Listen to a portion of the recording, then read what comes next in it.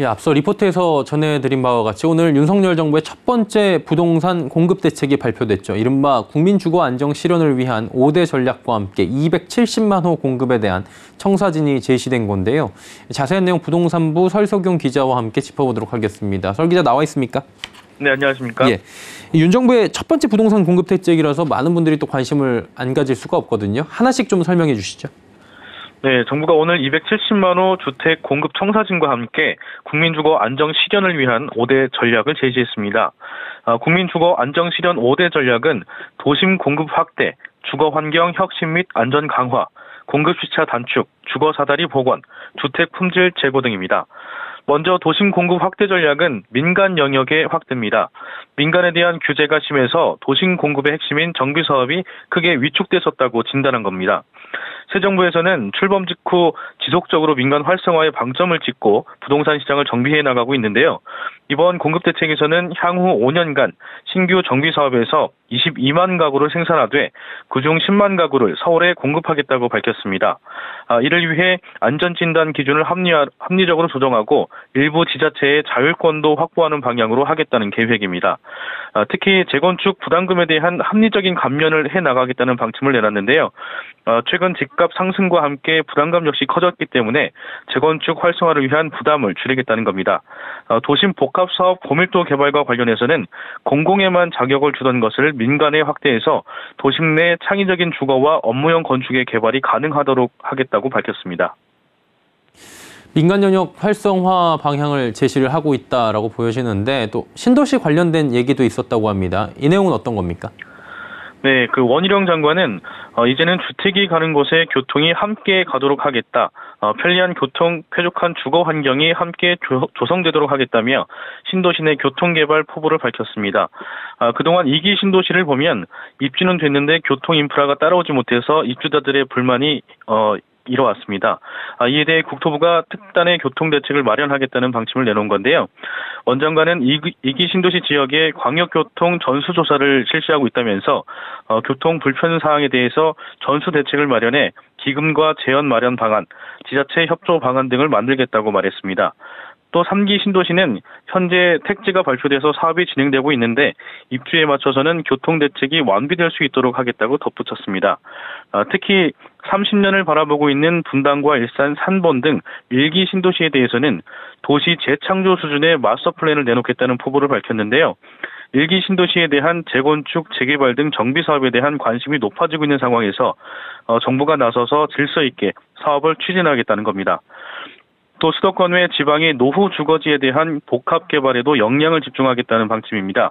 수도권 개발 집중으로 인한 지방 소멸 문제가 심각해서 도심과 지방 노후 주거지 개발을 위해 지자체와 자원 개발을 조성하겠다는 계획입니다. 최근 기록적인 폭우로 인해 K반지하라는 오명까지 나왔었던 반지하 문제에 대해서는 주거 상향 방안을 연내에 마련하겠다는 계획을 밝혔습니다. 현 거주자들이 옮겨갈 수 있는 임대주택을 추가로 마련하고 대한 주거가 가능한 주거 형태를 심층 조사 실시하겠다는 방침을 밝혔습니다. 사업의 속도를 이제 올리기 위해서 통합 심의 제도를 도입한다라고 발표를 했다고 하는데 통합 심의 제도가 어떤 내용인지 좀 설명해 주시죠. 네, 쉽게 말해서 여러 가지 형식적인 절차는 단축하고 비슷한 성격의 심의 과정을 통합하겠다는 겁니다. 기존 주택 사업을 할 때에는 환경 영향 평가와 교통, 경관, 교육 영향 평가 등 유사한 심의 기준이 많았는데요. 또 도심 개발 과정에서도 여러 타당성 조사가 많아서 절차상 많은 시간을 필요로 하곤 했었습니다. 이런 유사한 성격의 심의 절차를 간소화해서 사업 시간을 대폭 줄이겠다는 취지입니다. 또 원 장관은 소규모 정비 사업에 대해서도 전국적으로 수요를 조사해서 활성화될 수 있도록 금융 등 혜택을 지원해 활력을 넣겠다고 밝혔습니다. 그리고 주거 사다리 회복에 대한 언급도 있었던 것 같은데 이 부분은 어떤 얘기입니까? 예, 주거 상향 계단을 만들겠다는 건데요. 청년 원가 주택과 역세권 첫집, 주택과 임대에서 시작을 했지만 결국 분양과 매입까지 갈 수 있도록 내 집 마련 리치 주택을 제공한다는 얘기입니다. 역세권 첫집은 청년과 신혼부부, 생애 최초 주택 구입자들에게 시세의 70% 이하의 저렴한 가격으로 주택을 제공하는 정책입니다. 총 50만 원 이상을 공급한다는 계획인데요. 일부는 연내에 사전 청약이 가능할 것으로 전망하고 있습니다. 또 내 집 마련 리츠 주택은 분양 전환 선택권을 주는 것으로 임차 주택에 살다가 6년 이후 본인이 원하는 시기에 분양으로 전환할 수 있는 권한을 주는 방식입니다.